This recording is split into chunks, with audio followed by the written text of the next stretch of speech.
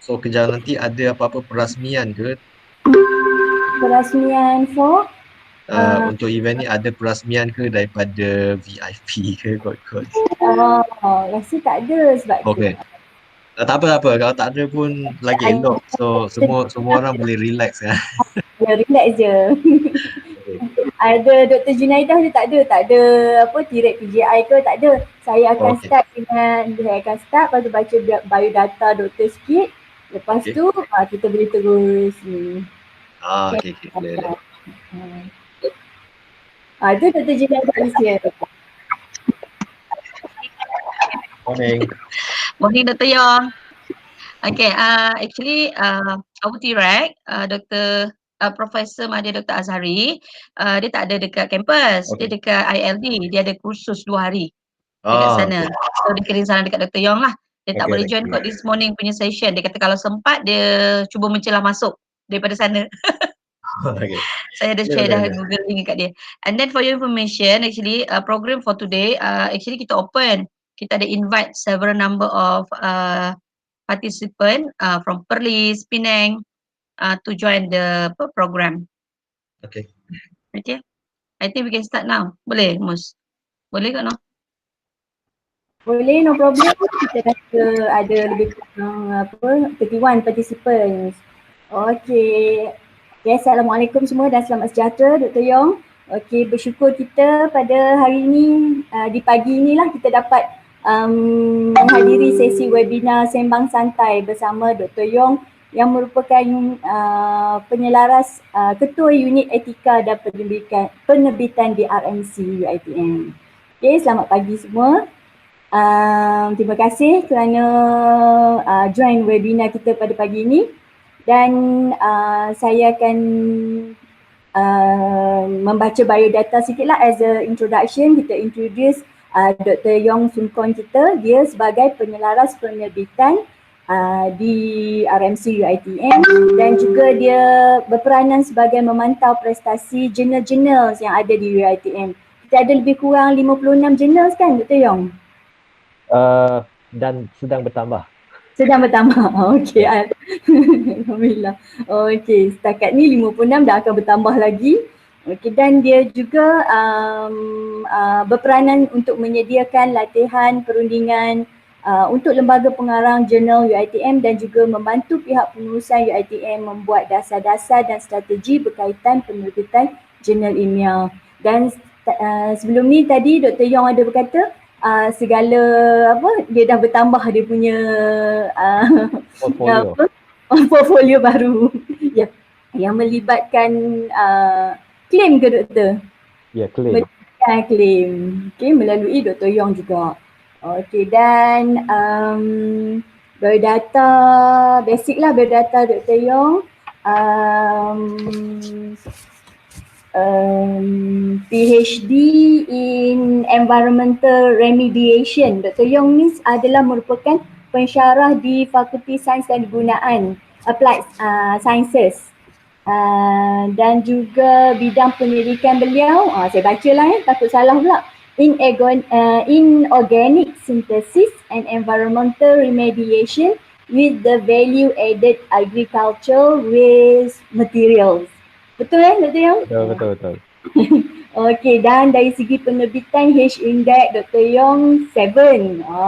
Ada citation more than 172 daripada 22 from the 22 journal publication. Ke dah bertambah lagi?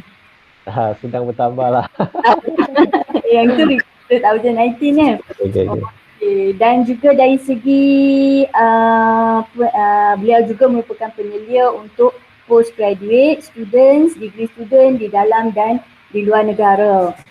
Dan juga geran, beliau mendapatkan geran dan beliau juga merupakan founder Soil Assessment and Remediation Research Group. Okay, yang mendapat geran dalam negara dan juga membuat collaboration dengan universiti luar negara seperti iaitu Universiti Khon Kaen University and Chulalongkorn University Thailand.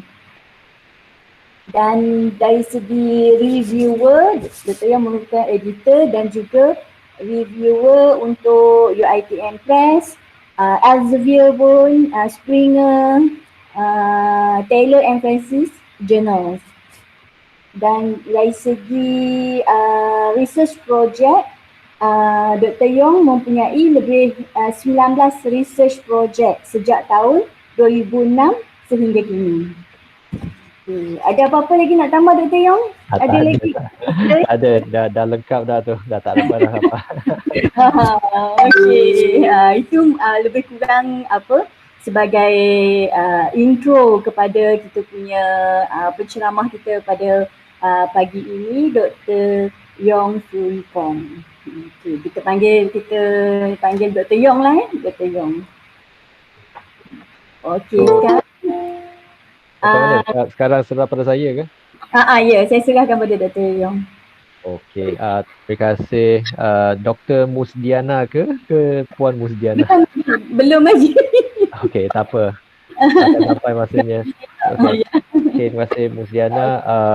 Terlebih dahulu saya nak ucapkan ribuan terima kasih pada tim Voice of Academia di bawah pimpinan Dr. Junaida sebab menganjurkan acara ni. Sebenarnya acara ni sangat diperlukan oleh unit saya sebab maklumlah sebelum ni saya tak pernah buat apa-apa taklimat langsung berkenaan dengan unit saya. Saya rasa ni tepatlah masa dia.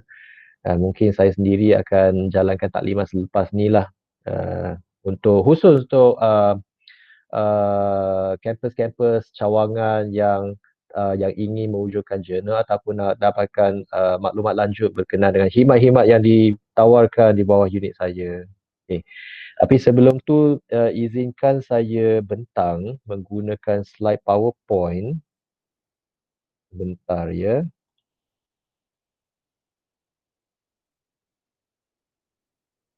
Okey. Semua boleh nampak kan slide saya? Boleh nampak kan? Boleh. Okey. So, saya rasa saya terus pada slide seterusnya. Sebelum saya masuk pada saya fokus pada komen-komen saya untuk dua jurnal di bawah UiTM Kedah. Terlebih dahulu, izinkan saya untuk memberi pengenalan terhadap unit etika dan penerbitan. Okey. Di bawah unit ini ada saya sebagai ketua dan saya dibantu oleh Dr. Amira.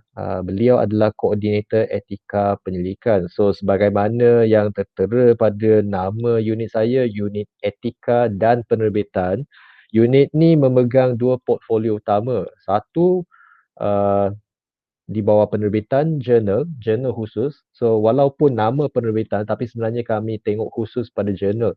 Tapi disebabkan dengan tugas-tugas yang melibatkan penerbitan, proceeding, prisma dan sebagainya, maka saya tengoklah juga sedikit tapi fokus saya lebih pada jurnal.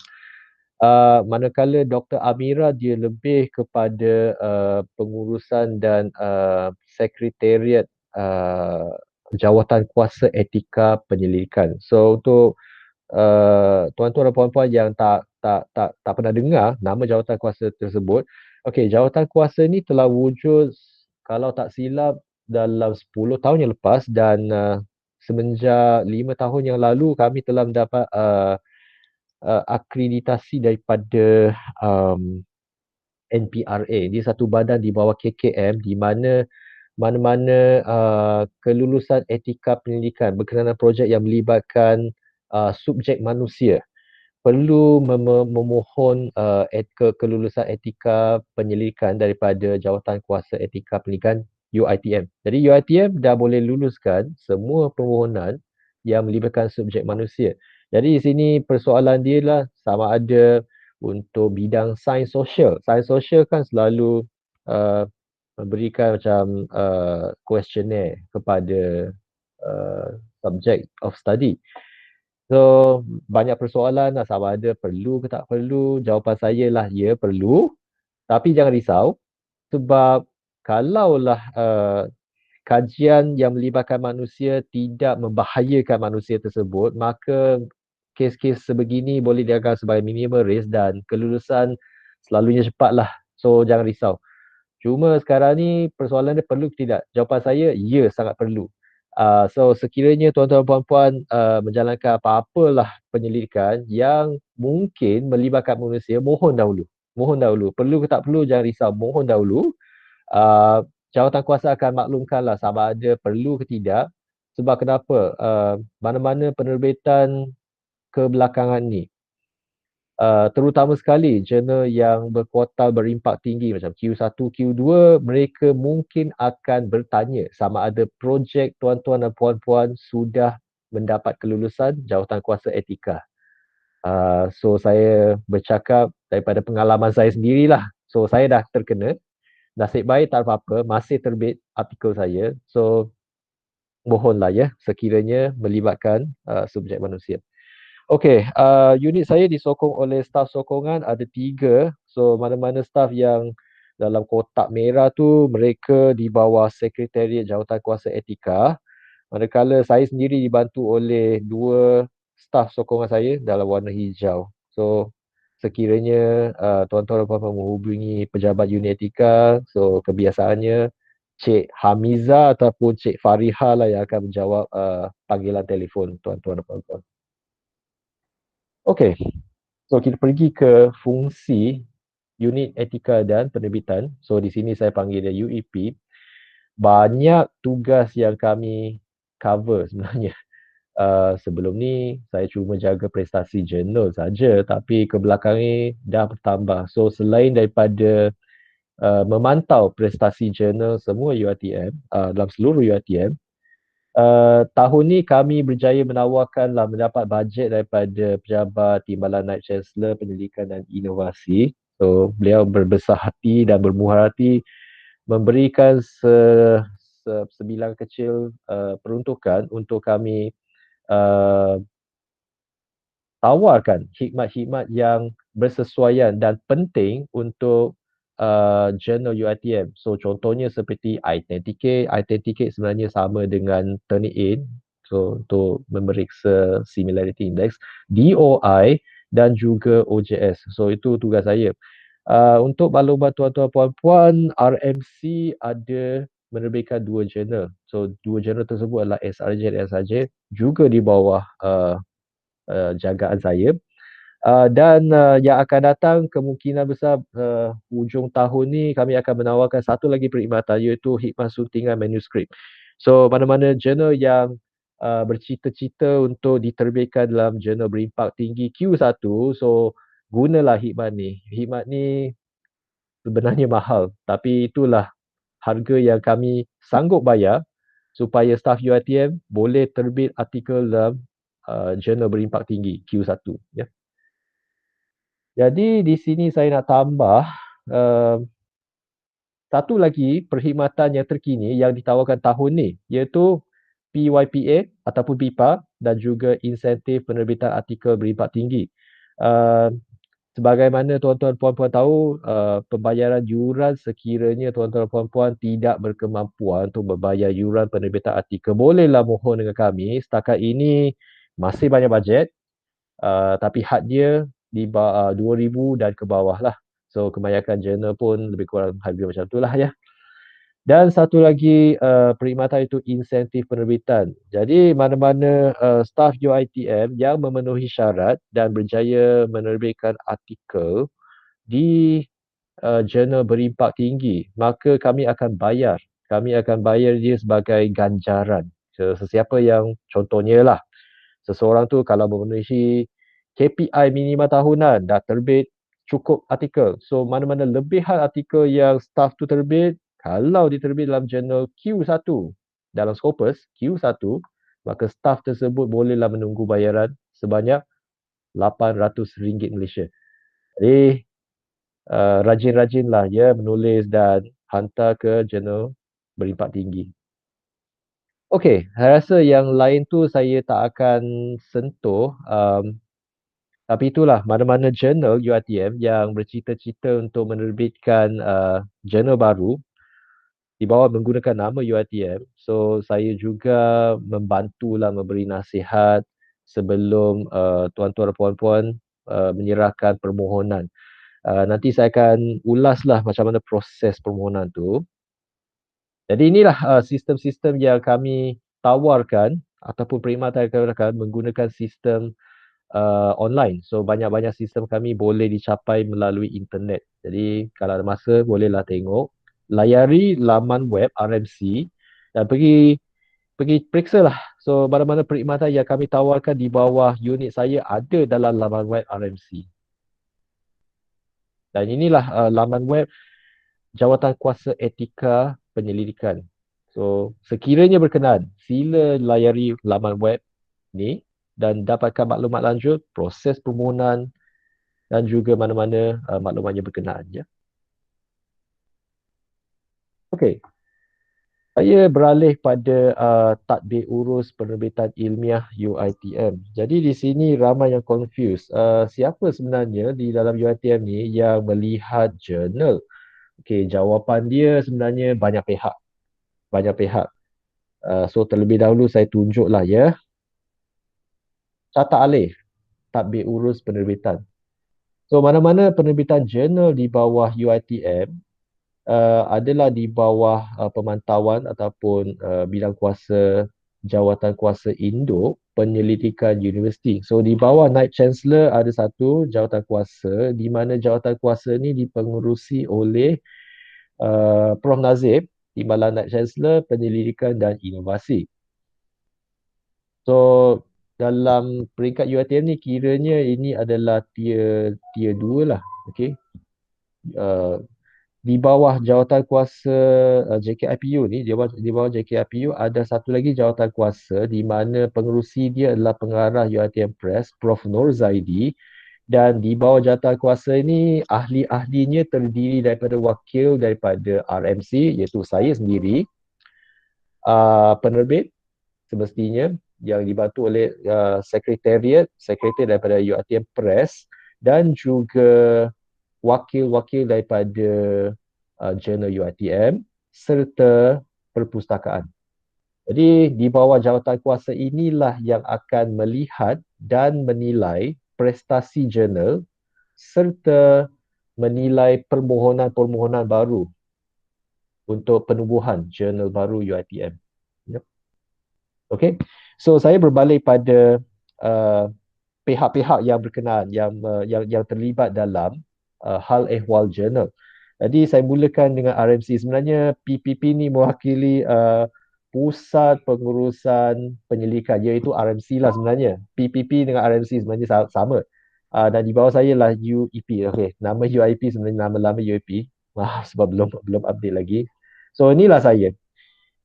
Nanti saya akan ulaslah apa bidang tugas saya dengan UiTM Press. Di bawah UiTM Press ada satu unit dipanggil unit journal di mana unit journal ni diketuai oleh Encik Nasir dan perpustakaan sekiranya tak silap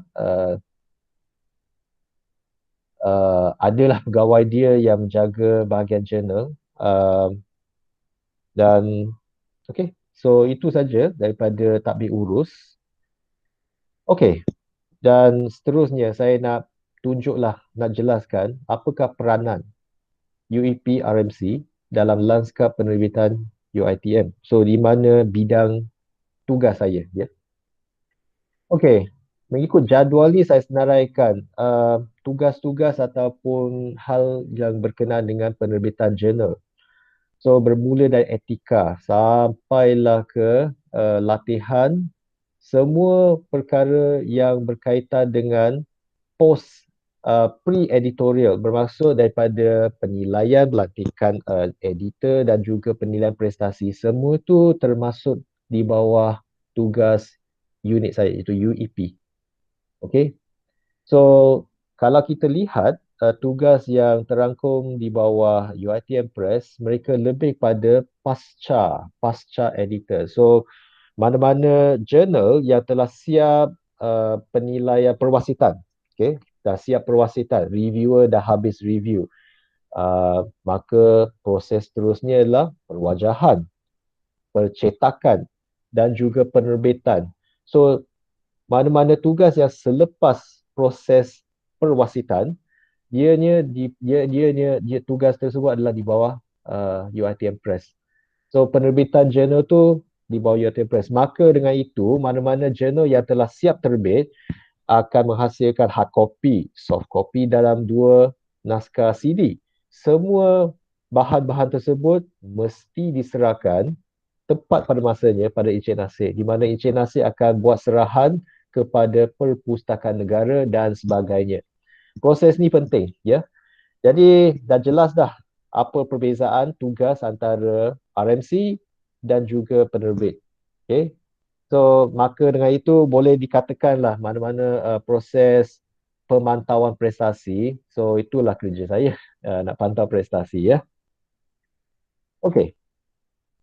Jadi di sini saya nak terangkan walaupun UiTM mempunyai 56 sebenarnya lah secara tak rasmi jurnal UiTM, sama ada rasmi dan tak rasmi, jumlah dia adalah 59. Jadi mungkin tuan-tuan dan puan-puan tertanya, ada ke jurnal UiTM ni sebanyak tu? Sebenarnya ada dalam simpanan saya.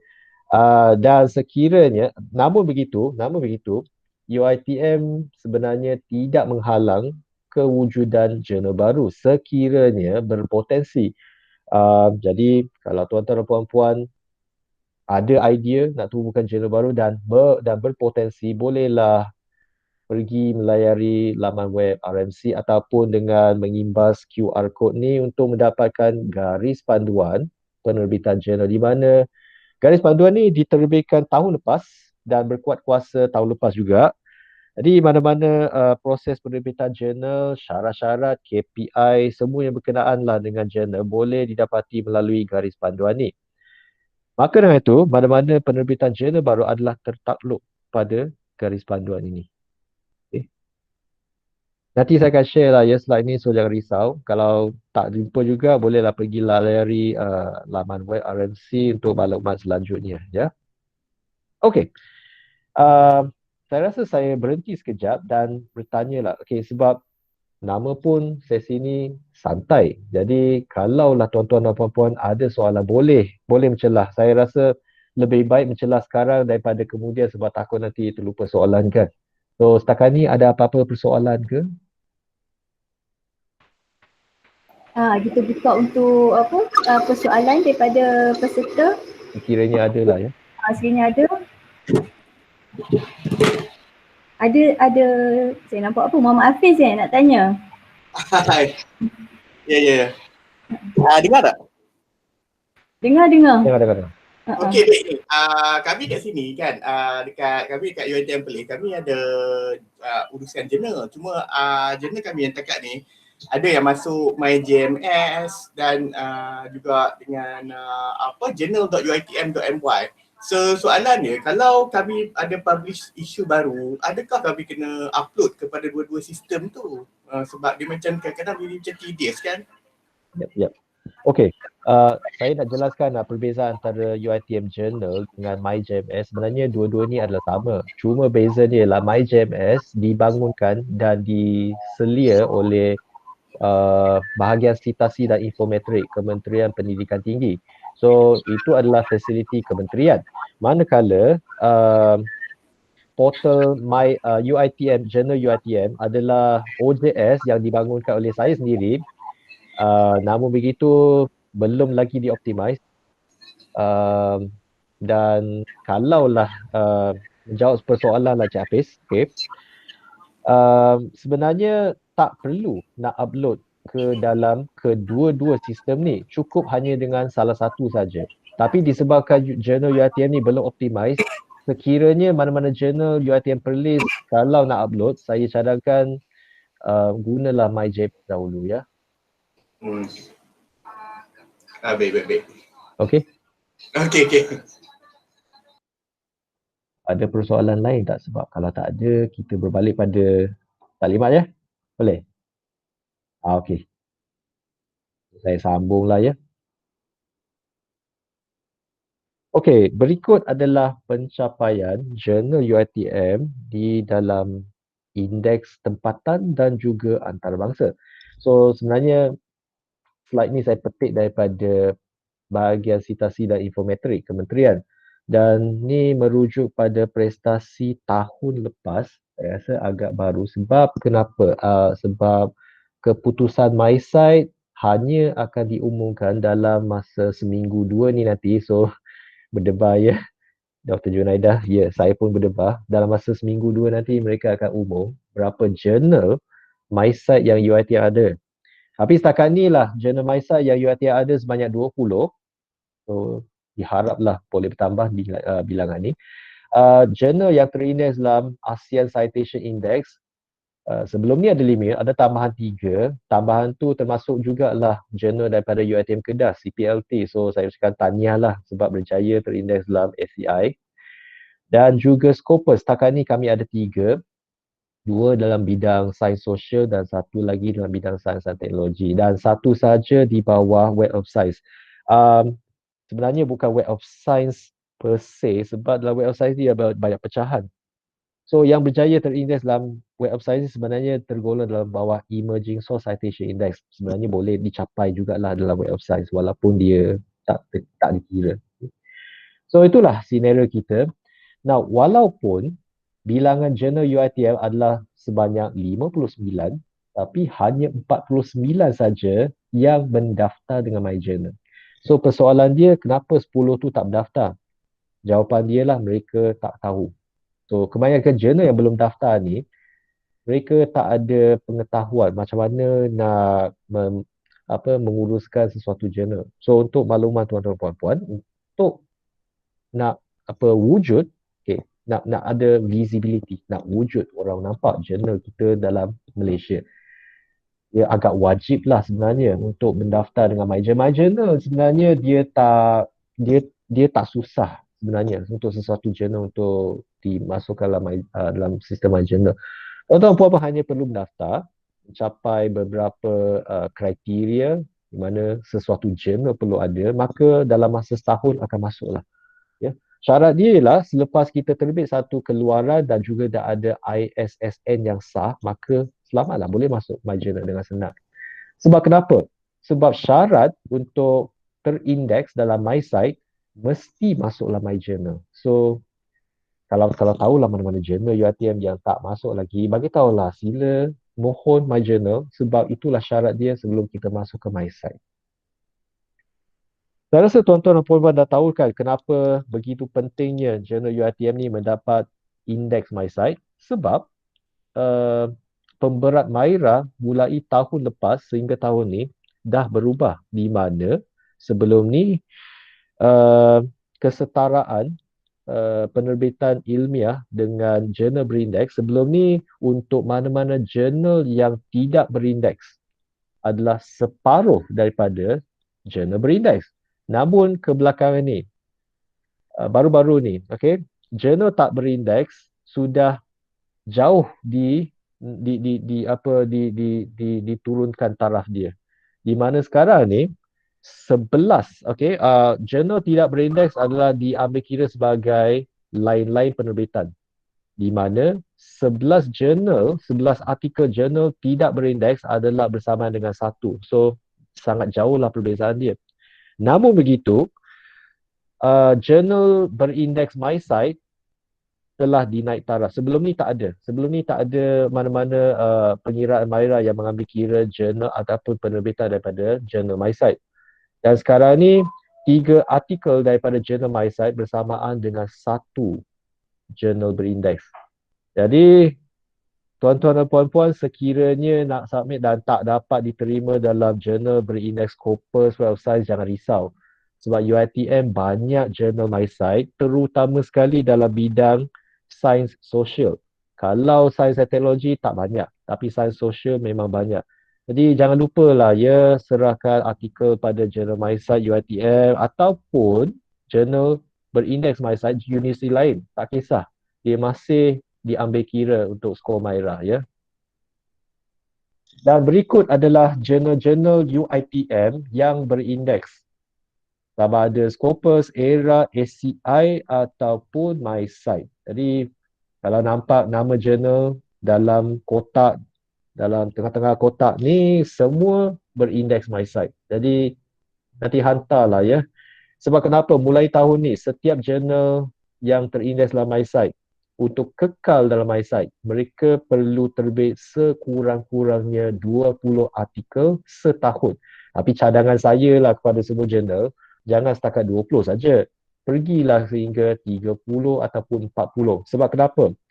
Jurnal sebenarnya, sama ada jurnal tu sihat ataupun tidak bergantung pada bilangan artikel. Jadi syarat pertama lah, petanda yang penilai Scopus yang nak tengok ialah artikel cukup, tapi bukannya terlalu banyak. Jadi bilangan artikel yang mereka nak tengok sebenarnya adalah antara 30 hingga 40. 20 sebenarnya adalah minima. Ya. Jadi kalau boleh terbit lebih, terbitlah. Ya. Bilangan dia 20 minima.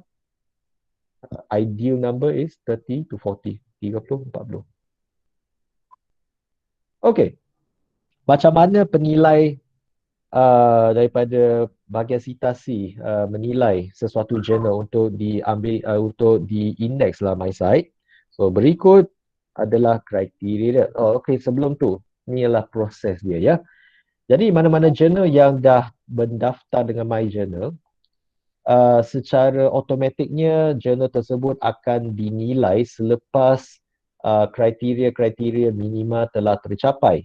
Dan salah satu kriteria dia ialah sesuatu jurnal tu haruslah menerbitkan 6 keluaran, 6 isu secara berkala, berturut-turut, tanpa putus. Jadi kita kira tempoh masa yang diambil sebenarnya lebih kurang dalam 3 tahun sebenarnya. So selepas 3 tahun barulah bahagian citasi akan menilai sama ada layak ke untuk dimasukkan dalam eyesight. So sekiranya berjaya, maka dalam masa selalunya lah pengumuman keputusan MySight berlaku pada Oktober. So dalam masuk Oktober dah, result akan keluar tak lama lagi.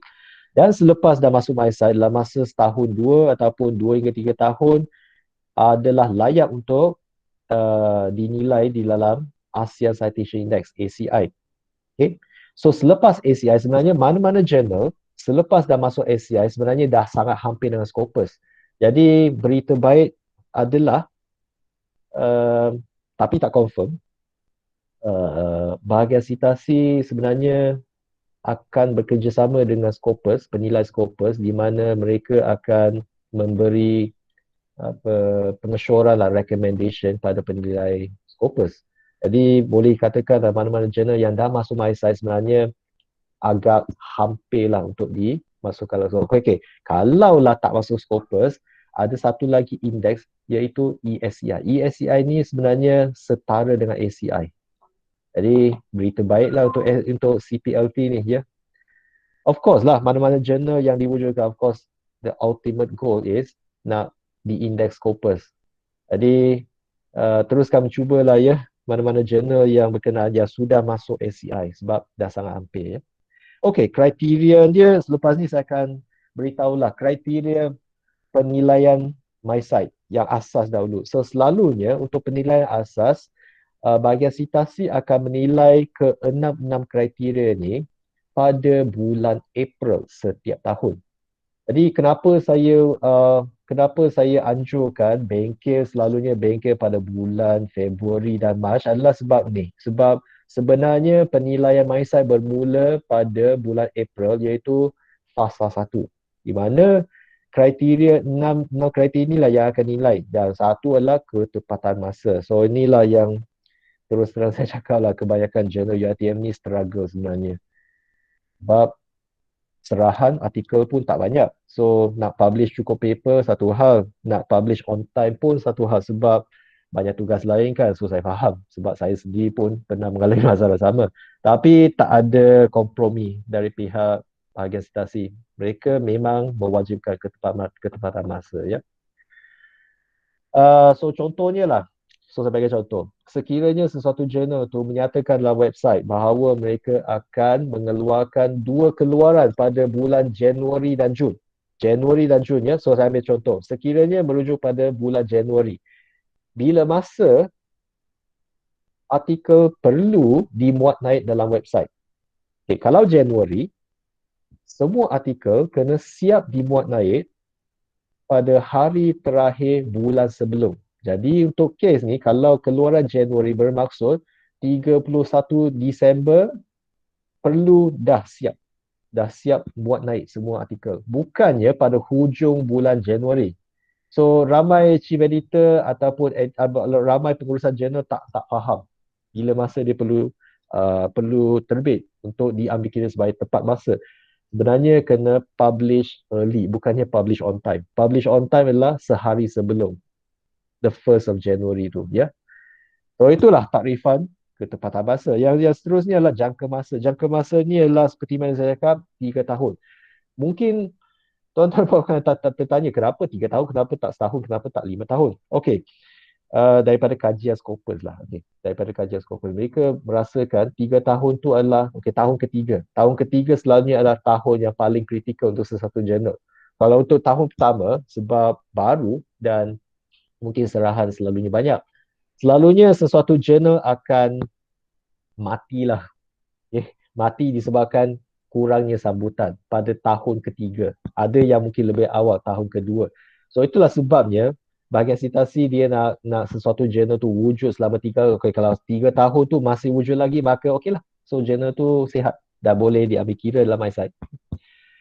Okey, yang ketiga, mematuhi convention editorial antarabangsa. So saya rasa ni biasalah, mana-mana jurnal yang standard perlu ada tajuk. Selepas tajuk, nama penuh penulis. Selepas penulis, afiliasi, corresponding author dengan email dia, abstract, kata kekunci, semua tu biasa sebagaimana yang ada dalam jurnal. Mana-mana jurnal yang tak ada mana-mana satu tu, maka tak layaklah untuk dikira sebagai jurnal, sebab itu memang standard format kan jurnal. Okey, lagi satu adalah bahasa. Bahasa ni agak sensitif sebab kenapa? Kita ni kan kat Malaysia, of course lah nak perjuangkan bahasa Melayu kan? Kami tak halang sebenarnya. Mana-mana jurnal UiTM ni kalau nak terbit artikel bahasa Melayu boleh. Cuma disebabkan jurnal ni, pada takrifan jurnal tu, sepatutnya audience dia bukan setakat Malaysia saja. Audience dia, pembaca dia punya reader, meliputi satu globe, satu dunia ni. Ini bermakna mana-mana jurnal yang diterbitkan dalam bahasa Melayu perlu ada tajuk dan juga abstrak dan juga kata kekunci dalam bahasa Inggeris. Itulah hakikatnya. Sebab kenapa? Bukan semua orang boleh faham bahasa Melayu, tapi boleh dikatakanlah bahasa Inggeris ni bahasa antarabangsa. Jadi itu adalah wajib. So itu adalah untuk bahasa. Dan of course lah ISSN. Mana-mana jurnal yang tak ada ISSN tu boleh katakan tak ada sijil beranak. Dan saya ambil iktibar lah ya. Ada satu jurnal ni yang baru-baru ni dia mohon untuk diindeks. Namun begitu baru didapati ISSN tersebut tidak aktif lagi. Jadi masalah lah. So mana-mana indeks pun sekiranya kami memohon untuk pergi ke Scopus, benda pertama penilai Scopus yang akan lihat ialah sama ada ISSN tu masih sah ke tidak. Jadi sini mungkin VOA dan CPLT boleh cek lagi sekali lah ISSN sama ada masih sah ke tidak. Tapi setahu saya CPLT sah lah kot, sebab kalau ACI dah terima mesti ISSN dia dah okey. Okey, dan yang keenam, kawalan kualiti. Kawalan kualiti ni sebenarnya dia nak lihat sama ada proses perwasitan wujud. So of course lah, peer review ni sangat penting untuk jaga kualiti. So kena nyatakan dalam website, okay, peer review kita ni sama ada dia adalah double blind, dua-dua belah pihak, sama ada author penilai tak tahu identiti masa, ataupun single blind. Tak kisah, dua-dua boleh, salah satu boleh, cuma kena nyatakan dengan jelas dalam laman web sesuatu jurnal. Saya rasa ni tak ada masalah, VOA dengan CPLT ni dah lakukan. Okay. So itu asas. Selepas semua kriteria ni dah tercapai, maka jurnal tersebut akan disenarai pendek untuk penilaian seterusnya pada bulan Julai.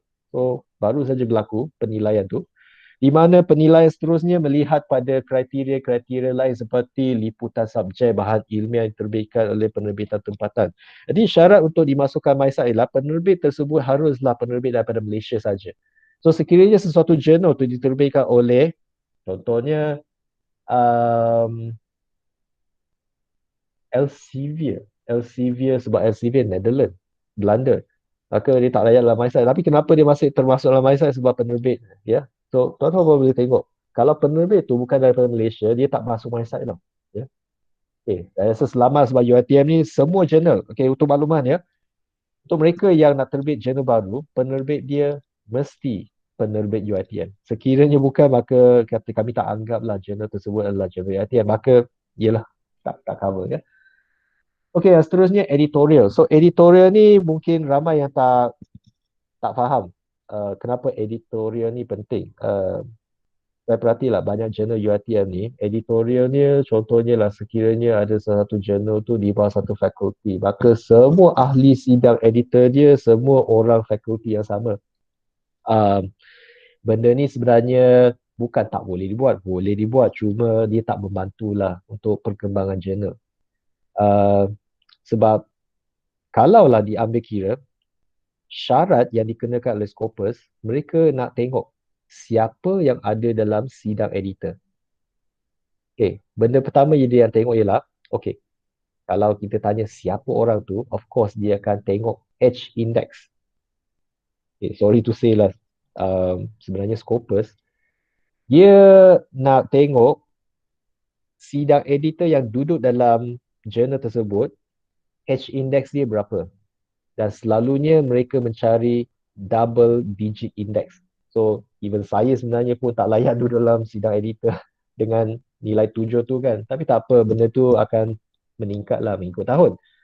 Tapi kalau nak jurnal tu naik cepat dan di index Scopus, kita memang kena pilih lah sidang editor.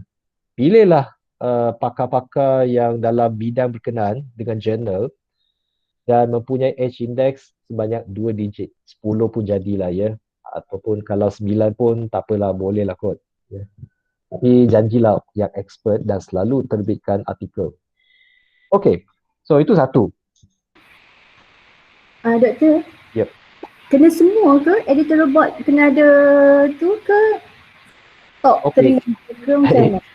Saya faham dan itulah masalah dia sebab kalau nak tengok H index staff UiTM pun yelah, saya pun mengaku bukan semua ada double digit. Kan saya cakap, saya sendiri pun tak ada double digit kan. Tapi itulah, sekiranya VOA ataupun CPLT tak mencapai kriteria tersebut, tak apa.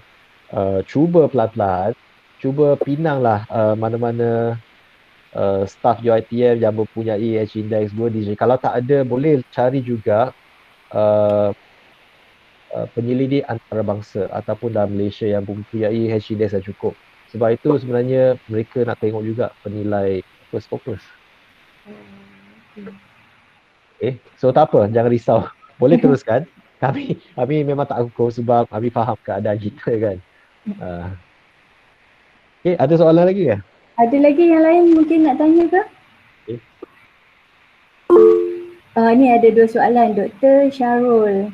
Dr. Syarul ke nak online terus ke? Nak tanya direct ke Dr. Syarul?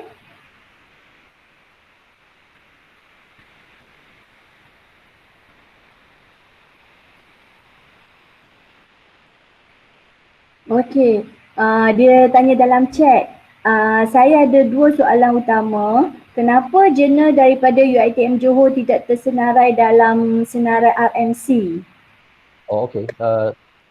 Mungkin jurnal tersebut adalah Insight Journal kan? Insight Journal tak silap. Now Insight Journal ni sebenarnya dia wujud dan belum berdaftar lagi dengan kita. Jadi sebenarnya saya dah minta sekretariat untuk memohon chief editor untuk mendaftar secara rasmi. Jadi sebenarnya dah wujud. Kalau Dr. Syarul tengok dalam portal Journal UiTM, ada sebenarnya. Ada portal, ada satu account Insight Journal kat situ. Dan memang itu niat saya sebab saya berniat menggantikan page dalam RMC dengan Journal UiTM. Jadi tak wujudlah persoalan tu sebab dalam Journal UiTM memang ada profil Insight Journal kat situ. Kan? Boleh periksa kemudian ya. Lagi dia ada 4. Dia ada soalan lain. Sebab Dr. Syarul dia tak ada mikrofon, tak ada mic. Saya baca soalan lain. Saya mohon agar RMC dapat mengadakan satu sesi perkongsian bagi kampus-kampus cawangan untuk sistem pengurusan jurnal yang berkesan. Contoh boleh.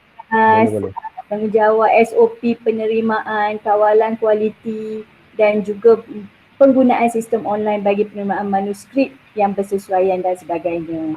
Okey, yang itu memang tugas saya pun. So okeylah, sekiranya kampus cawangan ingin menjemput saya, boleh je. I mean, bagi saya email pun dah cukup, email jemputan, maka saya akan aturkan. Itu saja. Boleh. Ya. Okay. So, kalau tak ada soalan lain, boleh saya teruskan. Saya Teruskan. teruskan ya. So saya teruskan dengan kriteria lain, kepelbagaian pengarang, pewasit dan juga sidang editor. So sebagaimana yang kita maklumlah, Scopus ni dia nak satu jurnal yang di mana pembaca dia datang daripada seluruh dunia. Maka dengan itu ada faktor-faktor yang juga mempengaruhi trend tersebut. Di mana sama ada pengarang, penulis yang menyerahkan manuskrip ataupun pewasit ataupun sidang editor, semua tu kena international. Of course lah. So menyebut di sini sekiranya saya mulakan dengan sidang editor. Sidang editor ni dia ada kuota sebenarnya, ya. Di mana bagi mewakili mewakili tahap antarabangsa suatu jurnal tu, di dalam sidang editor perlu ada editor daripada 5 benua. Ya. So kalau saya boleh petik lah, saya rasa VOA dah ada daripada Amerika dan juga Eropah. Cuma belum lengkap lagi lah sebab tak ada Afrika, tak ada editor daripada Afrika, Oceania dan juga Asia. So kalau dah lengkap tu maka okey lah tu. So itulah syarat dia dah jadi antarabangsa. Tapi pendapat saya lah ya, lantiklah editor yang menyumbang. Jangan lantik dia sebab dia datang daripada benua berkenaan kan. So sebab editor ni sumbangan dia cukup besar untuk kemajuan sesuatu jurnal. Dan boleh dikatakan sekiranya editor tersebut, seseorang editor yang prominent ada dalam sidang editor, dia hanya tunggu masa saja jurnal tu untuk dimasukkan dalam Scopus. Sebab penilaian Scopus tu, kenapa dia nak tengok sedemikian? Dia nak tengok sama ada community, sama ada sesuatu jurnal tu ada tak sokongan daripada community. Dan dia akan lihat daripada komposisi-komposisi dalam sidang editor. Sekiranya sesuatu jurnal tu, editor dia semua daripada UiTM, itu bukan petanda yang baiklah sebenarnya. Ya. Sebab boleh dikatakan lah, kalaulah semua editor tu datang dari UiTM, boleh dikatakan semua pengarang pun ikut sama daripada UiTM juga.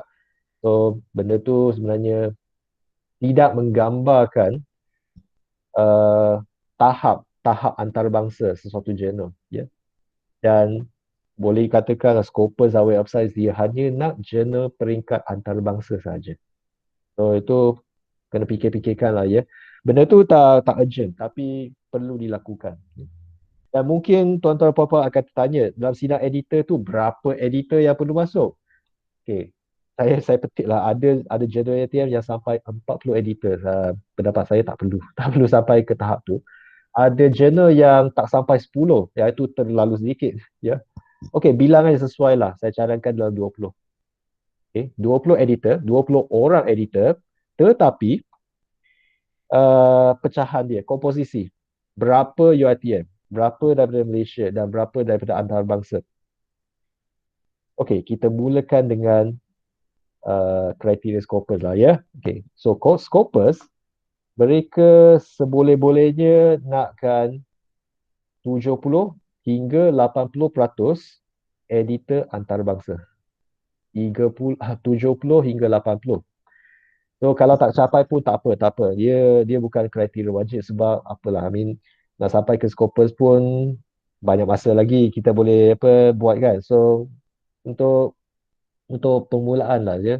Sebenarnya itulah yang Scopus nak tengok ya. Kepelbagaian, mereka nak tengok kepelbagaian dari segi editor ya. Dia nak campuran antarabangsa dan tempatan. Okay, so yang seterusnya adalah kebolehcapaian jurnal dalam internet. Yang ini sebelum ni, syarat bahagian citasi dia hanya nak sesuatu jurnal tu wujud dalam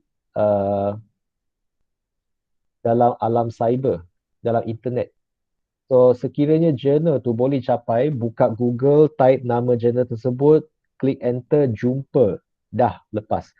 So sebelum ni lah syarat wajib untuk sesuatu jurnal diwujudkan adalah perlu ada website. Tapi kebelakangan ni banyak cara yang kami boleh buat untuk nak capai kriteria yang keempat ni, keboleh capaian jurnal. Sebab sekarang ni kalau nak petik lah jurnal yang saya jaga sekarang ni, Scientific Research Journal, kami tak ada website. Kami hanya kekalkan website yang kami buat sebelum ni tapi tak ada full text article. Tapi saya gunakan OJS, MyJMS lah, ya, MyJMS yang diselia, yang dikawal selia oleh bahagian citasi. Dan itulah website kita, ya. So banyak cara, dan saya mungkin akan jawab soalan lah kemudian kenapa saya pilih OJS sahaja dan bukannya laman web, ya. Dan yang terakhir sekali, yang paling susah lah boleh dikatakan, mendapat citasi daripada pangkalan data pengindeksan antarabangsa dan tempatan. Yang ini agak susah sebab di luar kawalan kan. Sebab siapa nak indeks, siapa nak petik, siapa nak petik artikel kita. Kita tak boleh suruh orang petik, kan? So semua tu bergantung sama ada artikel kita cukup menarik, cukup relevan dengan penyelidikan semasa. Maka dengan itu adalah menjadi tanggungjawab chief editor lah untuk menerbitkan hanya artikel-artikel yang terbaik yang boleh menarik citasi. So itulah tugas berat untuk managing editor dan chief editor, ya. Sebab citasi ni terus terang agak susah nak buat. Tetapi daripada sini saya boleh nampak lah trend-trend yang beberapa chief editor yang berfikiran ke hadapan. Di mana chief editor ni mereka boleh meningkatkan citasi dari segi visibility journal dan juga penerbitan. So itulah sebabnya sidang editor ni penting, sebab kalau editor tersebut rajin menerbit, mereka boleh menolong sedikit dengan memetik beberapa artikel yang dalam jurnal berkenaan. Itulah sebabnya kenapa sidang editor perlu ada hash index 2 digit, sebab selalunya yang 2 digit tu rajin menulis, menerbit, dan semasa menerbit tu mereka sebenarnya boleh membantu citasi, ya, dari sini. Okay, so sebelum saya masuklah kepada benda-benda terperinci berkenaan dengan Voice of Academia dan juga CPLT, ada apa-apa tak soalan? Okay, jangan risau. Apa yang saya masuk dan akan sebutlah Voice of Academia ni adalah latar belakang dan juga apa cadangan saya lah, ya, cadangan saya untuk VOA nanti, ya. So jangan risau. Ada soalan tak? Kalau tak ada, saya masuk terus ke VOA, boleh? Ada soalan tak daripada kampus-kampus lain ke? Encik Hafiz? Ada soalan lain?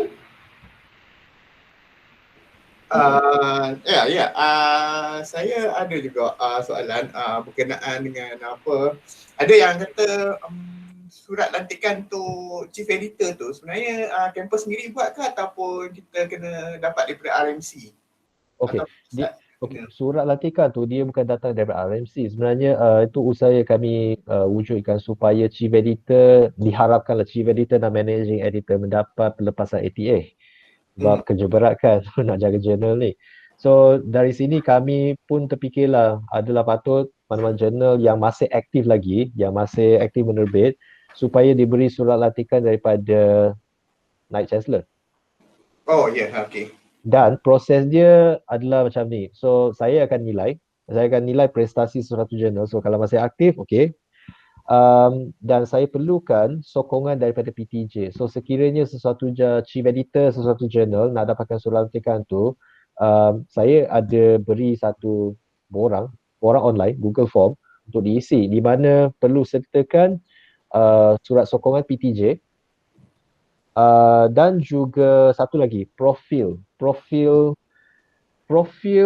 chief editor dan managing editor dalam Pablons.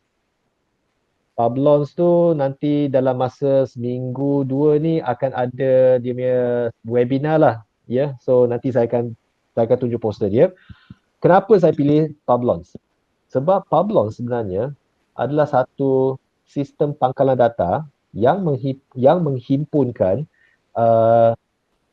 kredit ataupun hasil-hasil perwasitan. So sesiapa yang terlibat dengan penerbitan jurnal memang wajib perlu akses Publon. Tak ada alasan, memang kena.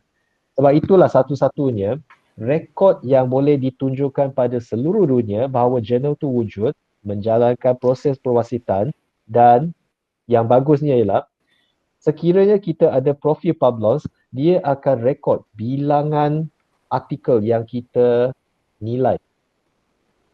Kan, kalau kita tengok Scopus dan juga ResearchGate, dia hanya tunjuk berapa artikel yang kita tunjuk, berapa citasi. Tetapi dalam Publons, mereka akan tunjuk H-index kita mengikut Web of Science, bilangan citasi mengikut Web of Science, dan juga berapa artikel yang kita uruskan sebagai managing editor ataupun chief editor, serta bilangan artikel yang kita nilai sebagai pewasit. So, complete lah semua benda. So itulah yang saya perlukan chief editor buat lah, ya. Sekiranya chief editor dan manager nak surat tu perlu ada profil Publons yang lengkap. So dalam masa sebulan 2 tu adalah ya surah lantikan tu, sebab proses dia saya kena lalu jawatan kuasa penerbitan jurnal tadi yang dipengerusi oleh pengarah UiTM, pengarah UiTM Press. Lepas tu naik lagi JKIPU. Lepas JKIPU barulah pergi ke VC. Ada 3 tier, 3 laluan. So dia mengambil masa sedikit lah, masa sebulan 2 lah ya. Okay? Oh, baik. Ada soalan lagi? Dr. Yong, boleh tak Dr. Yong sembang? Macam saya dekat BOA, saya tak ada managing editor. So yang structure yang kami ada ni, actually sebab saya pun baru pegang, so structure yang ada tu saya bawa daripada yang structure yang lama lah. Sebab bila saya sembang dengan tim CPLT dia ada managing editor, and then bila saya discuss dengan Dr. Azlin, hari ni Dr. Azlin tak join sebab dia ada dia MC. So bila saya bincang dengan Dr. Azlin, dia kata managing editor yang dia faham lah, yang dia faham buat masa ni is only like macam doing promotion, promotion the CPLT itself. Dia kata itu dia kata kerja managing editor. Hal yang tu saya rasa sebab saya pun baru, so saya pun tak berapa nak clear. So sebab tu dalam my team tu kalau Dr. Yong tengok kami macam kami buat daripada yang lama lah. Maknanya kekalkan apa yang ada, letak saja kat situ. Okey, bagi menjawab persoalan Dr. Junaida, saya nak baliklah kepada slide di mana yang saya tunjuk ni kan. Kalaulah VOA belum ada managing editor, saya rasa dah boleh lantik dah seorang, di mana bidang tugas managing editor, chief editor dan juga editor ada termaktub dan dinyatakan dengan jelas di bawah garis panduan penerbitan jurnal. So nanti Dr. Junaida boleh refer lah ya dan ambil dia sebagai panduan. Baik, thank you Dr. Yong. Sebenarnya tugas managing editor ni bukan nak buat promotion tapi lebih menjaga pada serahan, perwasitan. Tugas nak buat promosi ni satu sidang editor. Semua orang kena buat, bukan managing editor saja ya sebenarnya. So saya masuklah terus kepada hal-hal berkaitan dengan VOA. So kalau mengikutkan skop VOA agak multidisciplinary lah. Bukan apa, multidisciplinary bukan sesuatu yang Scopus rasa bagus lah. Kalau mereka nak sebenarnya kalau Scopus nak pilih, mereka akan pilih mana-mana jurnal yang agak fokus. Tapi harus diingat, kalau lah terlalu fokus, maka manuskrip pun akan jatuh. So kena berhati-hatilah. Sekiranya lah VOA nak semak kembali skop penerbitan, so kena berhati-hatilah ya. Sebab kenapa? Bila kita nak semak skop, dia kena berpadanan juga dengan kepakaran editor di dalam sidang yang sedia ada. So kebelakangan ni kami daripada SRJ pun dah semak skop penerbitan dan kami memang tukar semualah ya sidang editor. So itu kalau berkenaan lah ya. Buat masa ni saya rasa tak ada isu lagi. So sebab kenapa? Bila sesuatu jurnal tu lebih menjurus pada skop, dia menampakkan kepakaran sesuatu jurnal. Jadi itulah sebenarnya resepi ataupun petua-petua untuk diindeks cepat dalam indeks antarabangsa. Saya rasa saya tak perlu terang secara lanjut. Tengoklah CPLT. CPLT daripada awal-awal lagi mereka dah menumpu pada language learning. Itu sangat niche tau. Tapi itulah, dia menampakkan niche dia. Jadi dia cepatlah nak naik ke ACI dan saya percaya tak lama je dia nak masuk ke Scopus. Cuma dia kena capai kriteria-kriteria tertentu. Dan inilah website yang sedia ada. Mungkin saya rasa website ni boleh dicantikkan lagi sekiranya boleh. Sebab sebenarnya lah, grafik tu lebih menonjol lah. Sekiranya ada logo VOA, letaklah logo VOA. Kalau tak logo VOA tu, sekiranya ada index tu dapat letak di bawah page, baik letak di atas page. Supaya bila orang masuk tu terus nampak, oh VOA dah di index my journal, okay? Kalau lah tahun ni VOA sempat masuk my site, letaklah di atas sekali supaya orang boleh nampak my site, okay, dah boleh serah terus. Dan selalunya lah tombol ataupun button untuk buat serahan selalunya duduk atas sekali sebab menyenangkan orang untuk buat serahan. Saya rasa ni dah cukup, okay, cuma kena tambah saja ya. So inilah page di dalam my journal. Kalau kita tengok journal coverage dia belum dikemaskini lagi, so itu agak penting lah untuk kita kemaskini ya. Apa-apa yang berkenaan dengan kemaskini artikel dalam my journal boleh hubungi Pita. Pegawai dia adalah Dr. Zalifah, so nanti boleh hubungi dia lah, Dr. Zalifah. Ataupun kalau tak dapat, boleh juga berhubung terus dengan bahagian citasi, mereka boleh kemaskini. Cuma kita perlu bagi mereka lah ya, soft copy dalam PDF, full text artikel dan maklumat yang berkenaan. Sebenarnya VOA ni dah ada akaun dalam MyJMS, cuma tak digunakan. Okay, dah. Kalau dah ada VOA, apa salahnya gunakan? Dan saya memang galakkan sangatlah ya VOA untuk guna MyJMS sebab dia punya kebaikan dia jauh melebihi dia punya kerja dia. Nanti saya akan ulas ya nanti. So okay, kalau kita nak tengoklah ni sebenarnya bukan KPI tapi lebih pada cadangan lah ya. Cadangan yang diberi oleh pihak bahagian citasi semasa taklimat saya, okay, ataupun bengkel yang saya anjurkan pada 12 Mac. Saya percaya Dr. Junaida pun adakan hari tu ya. So itulah komen-komen yang saya rumuskan di sini.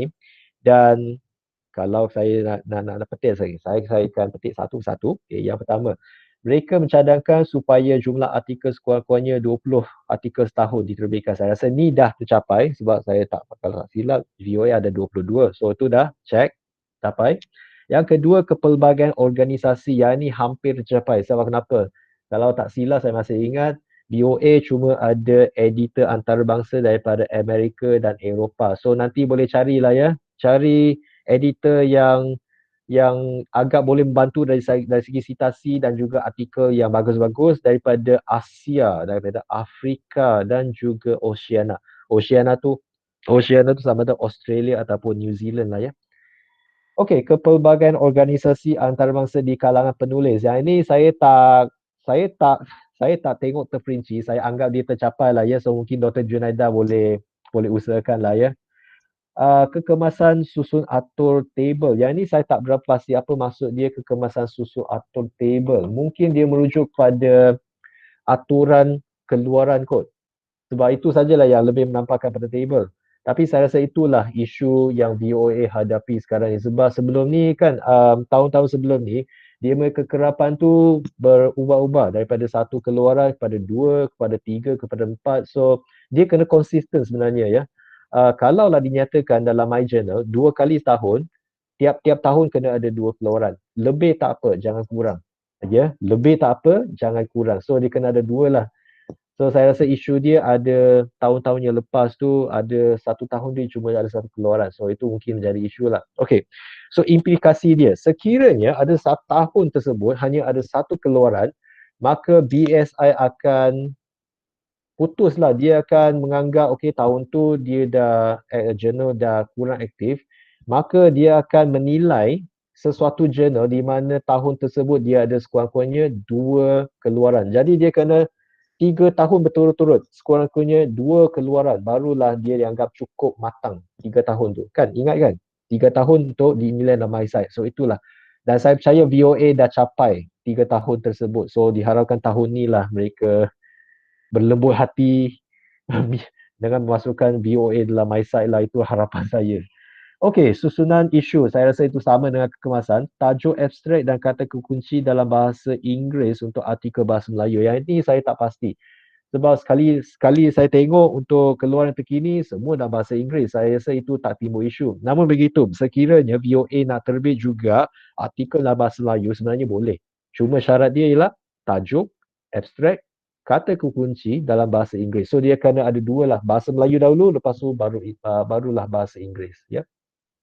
Dan juga sistem serahan manuskrip jurnal. Yang ini wajib lah. So mana-mana indeks antarabangsa, kalaulah dia dapati jurnal tersebut tak ada menggunakan sistem serahan manuskrip, contoh MyJMS, mereka tak akan meneruskan penilaian mereka lah ya. So itulah syarat dia sekarang ni. Hampir boleh dikatakan lah siapa yang nak masuk MySite lepas ni, sebaik-baiknya gunalah MyJMS. Kalau tak MyJMS, mana-mana lah ya sistem serahan seperti OJS dan sebagainya.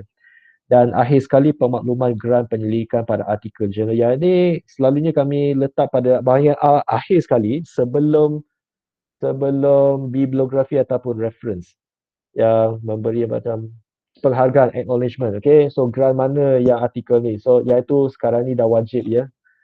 Sebab kenapa? Sekarang ni BSI dia cuba nak tengoklah macam mana capaian apapun KPI penerbitan hasil daripada pembiayaan geran kementerian. So itu salah satu sebab dia.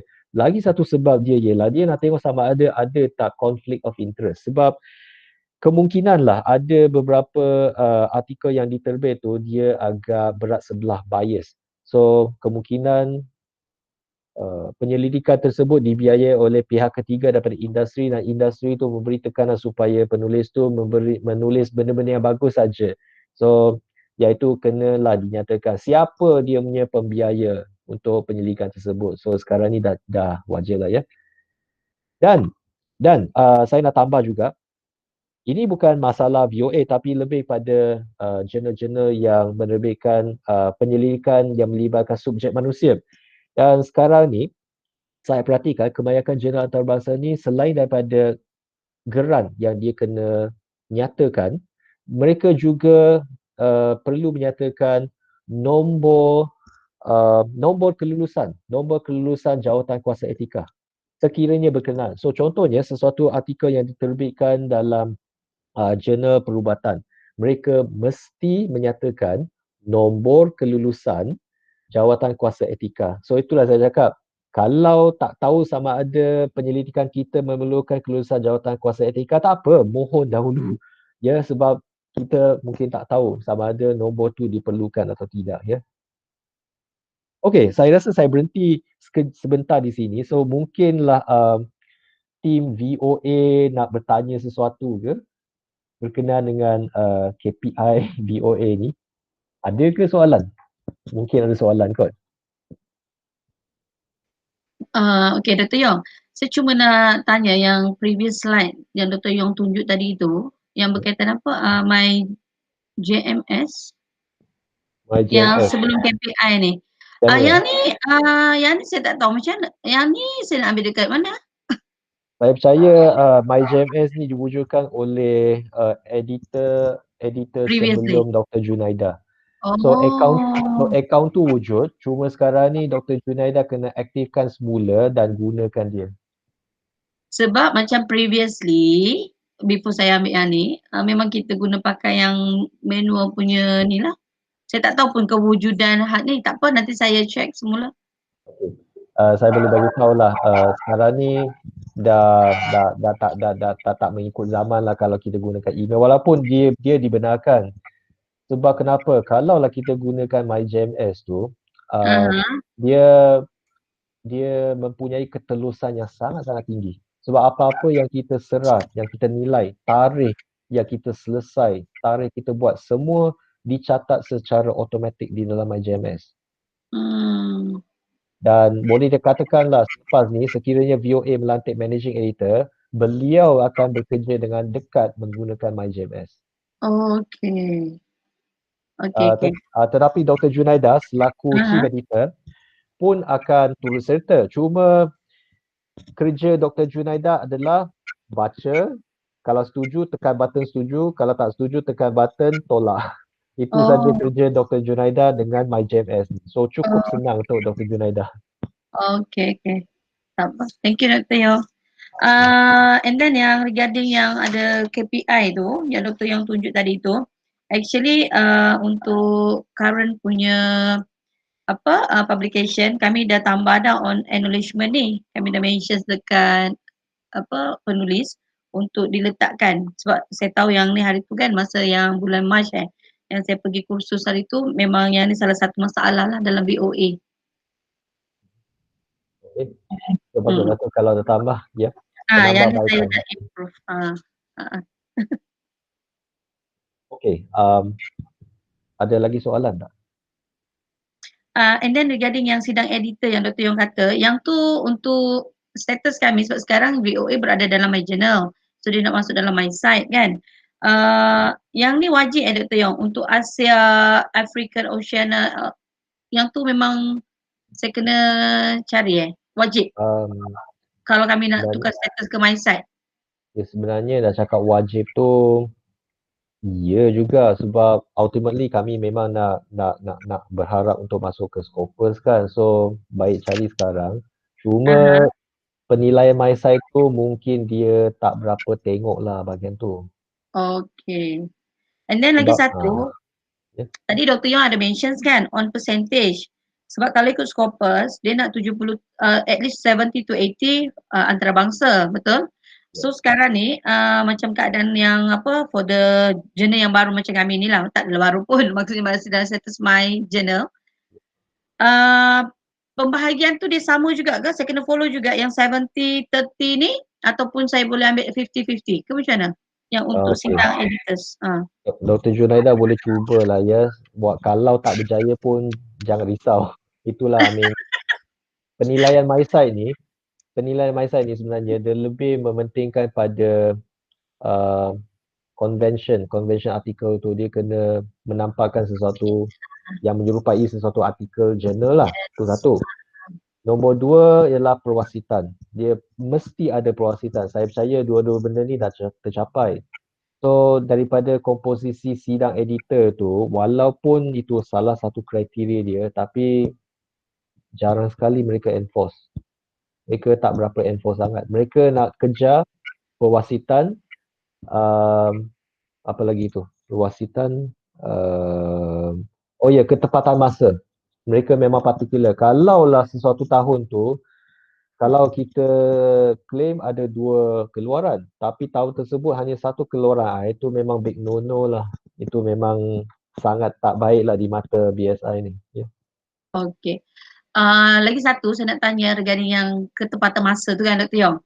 Tadi Dr. Yong dah mention, saya baru tahulah keadaan tu, means that kalau publication kita on, saya punya pemahaman sebelum ni, maknanya kalau macam BOA January, June, so maknanya saya akan publish end of January. Rupanya saya kena publish December 2020 ni lah for the January 2021, betul? Betul. And then for calling for paper, meaning that saya boleh start daripada this year ke saya kena start next year? Okay, calling for paper ni kalau saya nak buat lah, saya bukan buat pada apa, kalau sekarang ni cycle ni bulan Julai kan. Kalau selalunya sebab dah terbit Jun tu, Julai lah kita buat call. Kalau saya kan, call for paper saya sepanjang tahun. Setiap bulan saya akan pergi ke Facebook, saya akan blast lah. Cuma strategi kita semasa nak buat call for papers tu, kebanyakan journal UiTM ni dia blast dalam email UiTM. Itulah masalah dia. Itulah kalau kita cuma sebarkan dalam UiTM, so penulis kita UiTM saja. So macam mana kita nak bagi penulis tahu daripada Malaysia, daripada antarabangsa bahawa jurnal kita wujud. Cara saya akan pergi ke Facebook dan saya akan blast. So kepada sesiapa lah di sini yang menyertai doctorate support group, saya selalu blast kat situ.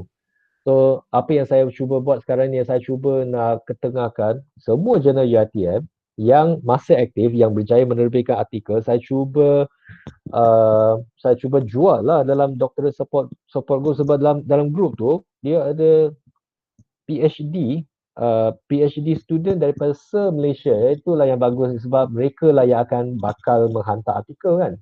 So itulah strategi saya. Mungkin Dr. Junaida kalau ada strategi lain yang boleh meningkatkan submission artikel, nanti boleh kongsilah dengan saya. Tapi setakat itulah strategi saya yang saya tahu. Okey Dr. Yong, thank you. Saya rasa itu saja dari saya. Okay. So dah habis tu, so saya pergi ke CPLT lah. Sebenarnya CPLT ni saya tak ada komen sangat sebab dah sampai ke ACI, apa lagi yang nak dikomen kan. Dah capai dah diorang, so saya teruslah kepada skop mereka. So seperti mana yang saya cakap lah, jurnal yang selalunya pergi cepat dan diindekskan adalah jurnal yang agak fokus. So itulah kenapa CPLT cepat terindeks. Inilah secret diorang. Sangat fokus pada pengajaran dan pembelajaran bahasa. So itulah di mana mereka uniknya. Sebab kalau tak silap, masa penubuhan CPLT memang tak ada jurnal yang berkaitan, yang menumpu pada skop penerbitan bidang kajian tersebut. So itulah yang sebenarnya banyak indeks macam Scopus, ACI, mereka nampak uniknya. So kalaulah jurnal mempunyai skop penerbitan yang sangat unik dan hanya jurnal tu saja yang cover skop tersebut, maka dia tunggu masa 2-3 tahun dah boleh masuk Scopus. Saya petik satu contoh lah daripada satu jurnal daripada UTEM, University Technical Melaka kalau tak silap nama dia. Okay. Dia ada satu jurnal yang menumpu pada kajian bukan kajian STEM, kajian teknikal. Dia macam mana-mana pelajar ataupun pembelajaran, kajian pembelajaran universiti vocational dan technical, itulah fokus mereka. Dan mereka mengambil masa selama 3 ke 4 tahun untuk masuk ke Scopus. Tapi itulah, dia kena capai juga syarat-syarat lain. Tapi itulah secret mereka. Scopus memang cukup suka jurnal mereka sebab sangat fokus dan sangat unik. Yeah. So berikutlah, laman daripada My Journal untuk CPLT. So tak ada masalah, memang tak ada masalah pun. Cuma ialah kekalkan prestasi yang ada. Nah itulah, so berita yang saya rasa tadi saya dah bagi tahu, CPLT baru saja diindeks dalam SCI dan sebenarnya lah ada 5 calon. Ada 5 calon jurnal UiTM yang disenarai pendek ke ACI, tapi 3 saja yang berjaya. So saya ucapkan tahniah lah pada CPLT sebab berjaya melepasi sampai ke sehingga diindeks. Tapi sebenarnya ACI ni kalau di peringkat MyRA tu skor dia masih sama lah. Jurnal CPLT ni masih dianggap sebagai jurnal MySite sajalah kalau mengikut kiraan skor MyRA ya. Okey. Untuk KPI lah. So apa lagi yang CPLT boleh buat? So daripada sinilah tahun ni dah masuk ACI, bermaksud selepas 2 hingga 3 tahun CPLT bolehlah consider mohon ke Web of Science dan juga Scopus. Tapi sebelum mohon tu pastikan semua kriteria untuk ke Scopus dan Web of Science dah tercapai. Sebab sebenarnya banyak lagi kriteria ya.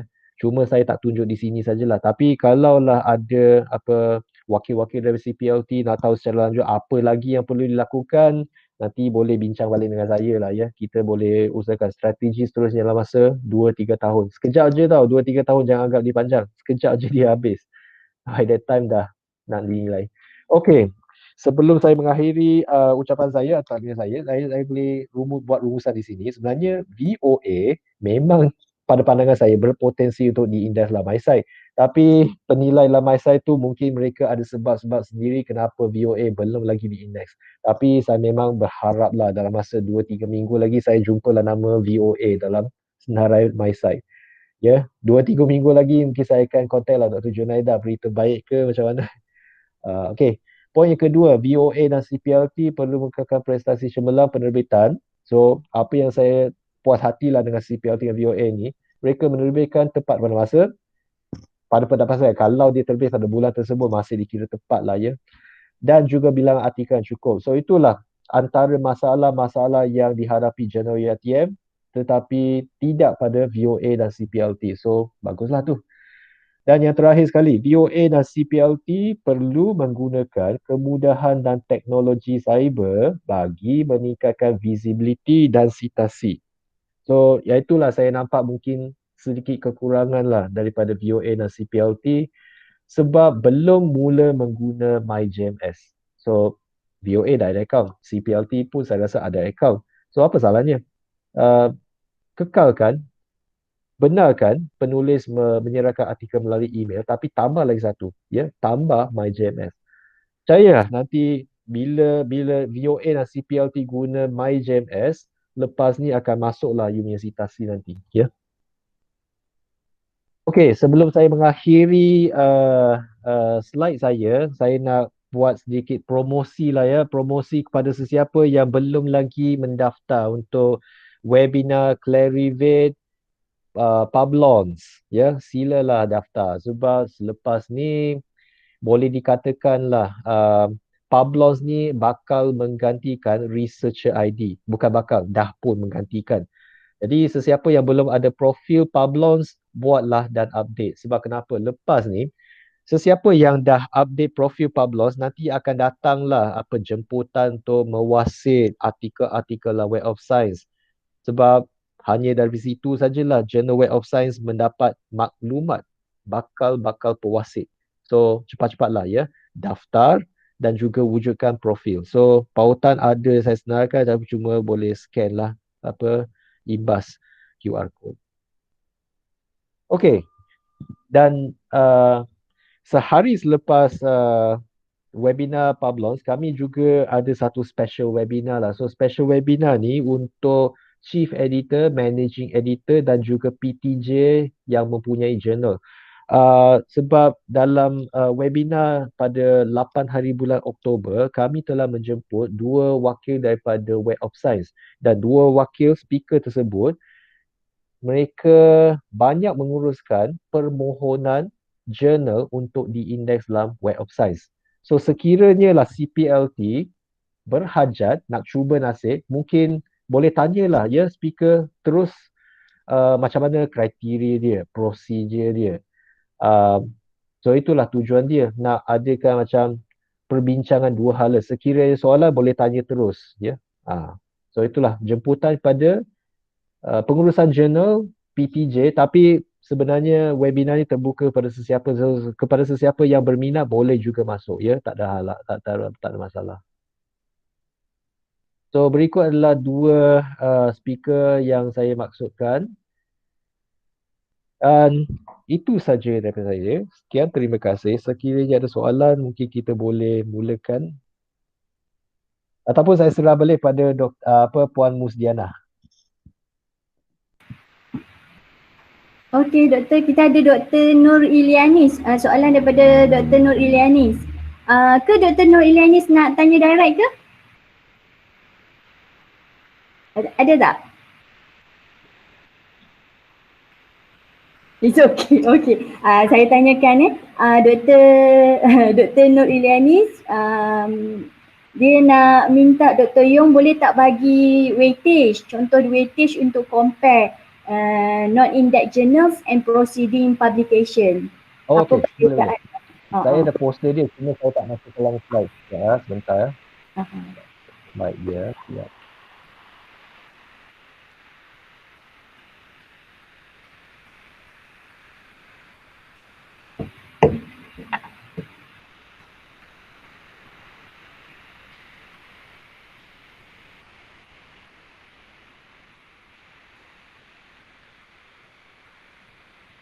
Nak weightage ya. Weightage. Ya.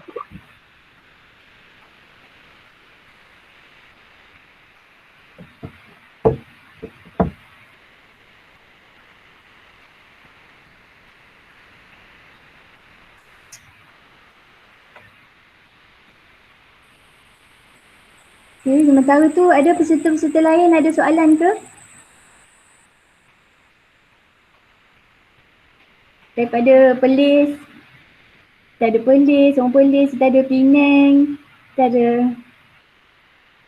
Okey, tak apa. Kalau tak ada soalan, so saya tunjuklah sini. Sebenarnya poster ni dah diwar-warkan oleh pejabat TNCPI melalui Facebook. Tapi tak apa, kalau tak ada nanti boleh screen capture lah di sini. Inilah pemberat Maira daripada Glossary Maira tahun 2018. So itulah yang saya katakan. Sekarang ni, selepas jurnal berindex, penerbitan ilmiah kedua tertinggi dari segi skor Maira adalah jurnal yang diindeks dalam MySite. So sebelum ni jurnal yang tak terindeks dah jatuh kepada 11 other publication. So non-index journal dah jatuh pada other publication. So nanti boleh strategize lah ya lepas ni macam mana nak membantu universiti mencapai penarafan Maira 5 bintang dan 6 bintang. So itulah strategi kita. Lepas ni bolehlah menyerahkan manuskrip pada jurnal MySite UiTM dan juga mana-mana jurnal MySite di luar UiTM.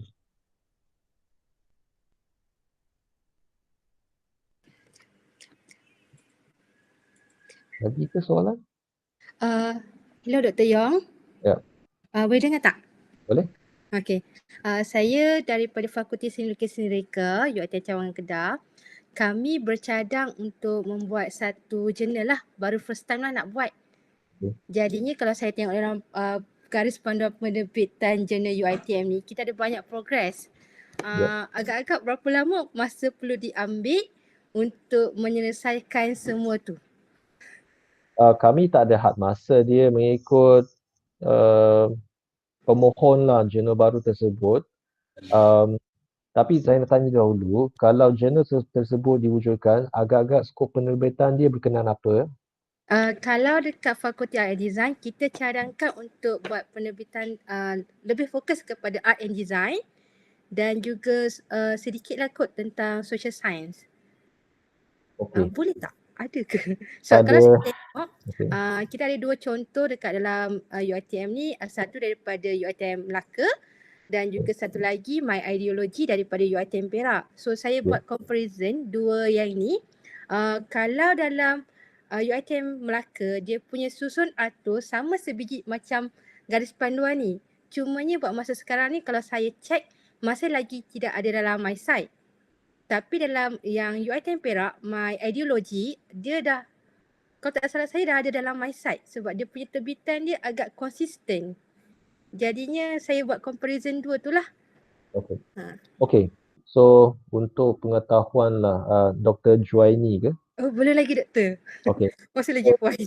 Untuk makluman Puan Juaini lah, sebenarnya jurnal baru daripada UiTM Melaka ni belum lagi memohon secara rasmi. Jadi kami masih tak tahulah sama ada jurnal tu boleh meneruskan ke tidak. Tapi jurnal Ideology ni dah lama.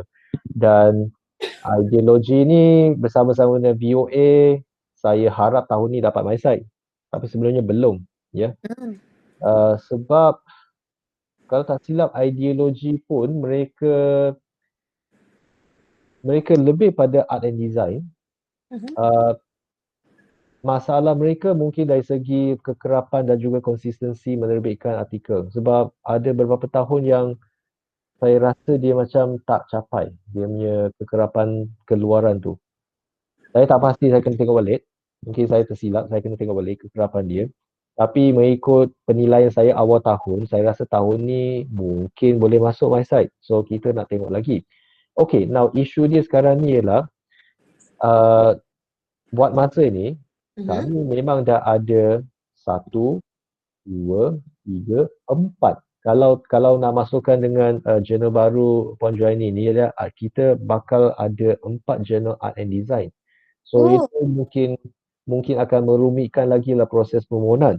Tapi sebab kalau jurnal dalam bidang art and design ni, dia yang membuatkan benda ni menjadi rumit ialah salah satu jurnal tu bakal ditutup.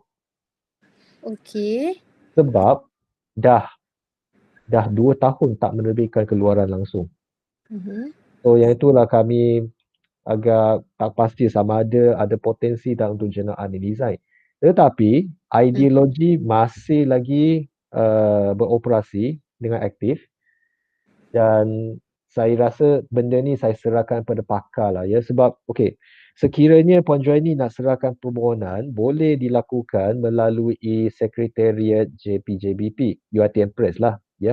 So selepas permohonan tu dah masuk, kami akan sebut dalam mesyuarat dan akan lantik beberapa ahli dalam sidang tersebut untuk menilai sama ada berpotensi ke skop penerbitan, dan satu lagi faktor ialah sama ada skop penerbitan bercanggah dengan jurnal yang sedia ada. Sekiranya bercanggah, maka kami kemungkinan besar akan minta disemak semula lah skop, ataupun seboleh-bolehnya lah, kalau nak tanyalah pendapat saya lah, sebaik-baiknya berkolaborasi daripada wujukan jurnal baru. Sebab antara sebab kenapa jurnal UiTM ni tak boleh hidup lama dan tak boleh pergi jauh adalah sebab jurnal kita bersaing sesama sendiri.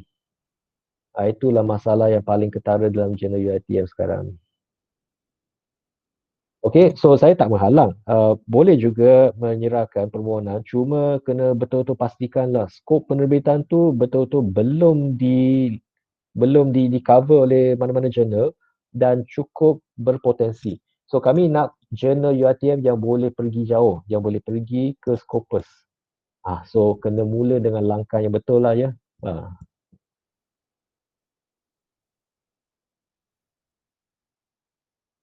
Okey. Dah. Saya rasa saya dah menjawab soalan tadi tu. Ada lagi apa-apa soalan ke?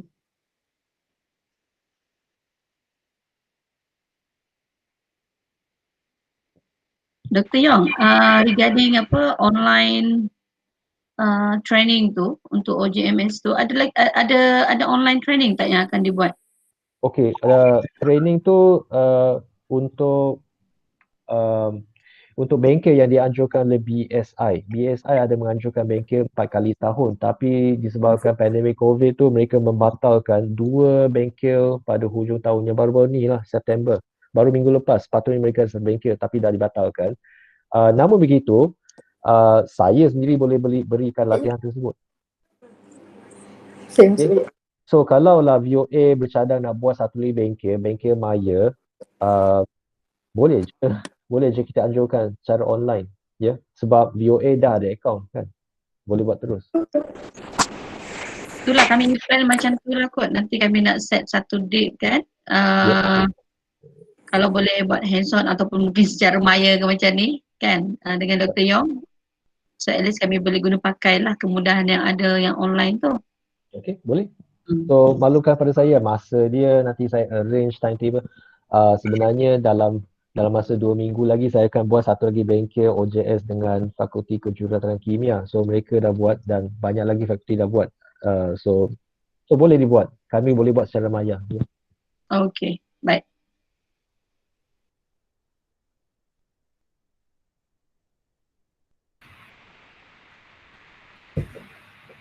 Ada lagi soalan ke daripada kampus lain?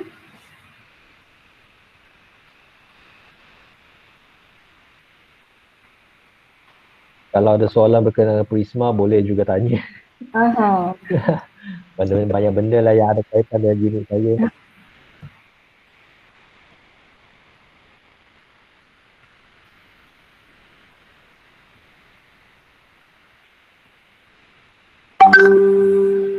Ataupun mungkin kalau nak bertanya kemudian, bolehlah bertanya kemudian.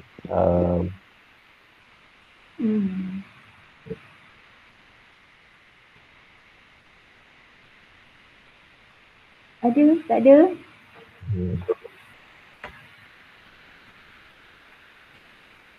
So far dalam chat pun tak ada dah yang bertanya. Ada lagi ke? Pensyarah mana-mana daripada kampus mana-mana? Saya rasa semua dah faham kot. Okey, terima kasih. Saya tutup. Terima kasih Dr. Yong atas perkongsian untuk program yang sangat bermanfaat lah. dan penerangan yang terperinci satu persatu, berkaitan dengan actually memang tak pernah ada pun sesi penerangan yang macam ni sebelum ni. Dan juga kita juga berterima kasih kepada peserta-peserta kita yang mana daripada UiTM Kedah sendiri, daripada UiTM Perlis, mungkin ada daripada UiTM Perak, kampus Penang. Terima kasih. Dan untuk sebelum saya tutupkan, kita minta Dr. Junaidah bagi sepatah dua kata lah ucapan untuk Dr. Yong. Silakan Dr. Junaidah. Okey, selamat tengah hari kepada Dr. Yong. Okey, selaku Ketua Unit Etika dan Penerbitatan RMC, Pejabat TNC PI UiTM Shah Alam. Okey, di atas kesudian untuk memberi sedikit penerangan berkaitan dengan jurnal khasnya BOA, CPLT dan juga sedikit sebanyak makluman macam mana kita nak come up with the new journal. Okey, yang mana saya rasa saya difahamkan macam UiTM Kedah ni ramai yang nak buat jurnal baru. Okey, dia come out with their own journals. Okey, so saya harapkan penerangan Dr. Yong berikan tadi bolehlah dimanfaatkan bersama-sama untuk memastikan jurnal yang diwujudkan tu selari dengan keadaan semasa. Sebab kita nak jurnal, kata Dr. Yong tadi apa, dia punya main main statement of journal yang sihat. Maksudnya ada publication, sentiasa ada publication. Okey, tak mau nanti tahun ni kita buka, tahun depan kita dah tutup sebab tak ada paper. Okey Dr. Yong, untuk tim BOA kami mengucapkan terima kasih banyak-banyak kepada Dr. Yong dan juga kami mengucapkan kepada semua kawan-kawan daripada kampus yang lain Perlis, Penang, Johor, okey, yang join pada pagi ni. Alhamdulillah. Saya rasa itu sahaja daripada saya. Kita jumpa lagi dekat next webinar kot insyaAllah. Thank you Dr. Yong. Okey, terima kasih. Saya rasa itu saja. Saya boleh leave webinar ni? Okey, Ya, terima boleh. kasih. Okey. Kalau Okey. apa-apa nanti boleh kontak saya. Borang kehadiran, isi borang kehadiran dulu dekat link. Okey, nanti saya check Semua dulu. isi borang kehadiran dekat link lah. Thank you. Okey, terima kasih. Apa kita kata a good sharing doktor. Thank you so much. Okey, terima kasih. Saya leave you. Okey. Okay. Mus, link kehadiran Mus. Dr. Tajul tak dapat. Kejap, copy balik kejap.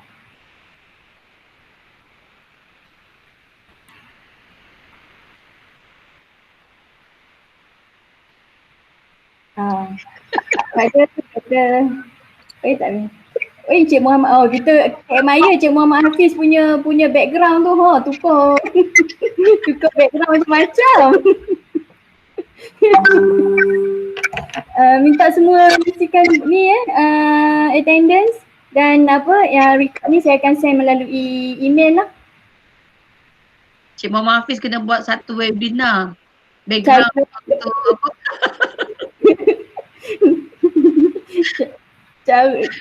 Cara nak buat apa, background macam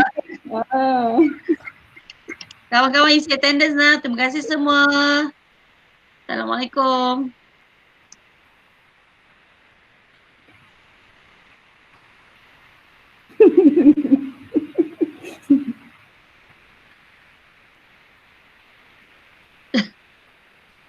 Okay, nanti kami tunggulah kot ada yang nak attendance. Takut ada yang tak fill up attendance kan? So far tak ramai dah, tinggal 14 orang je. Most thank you so much. Okay, thank you. Thank you.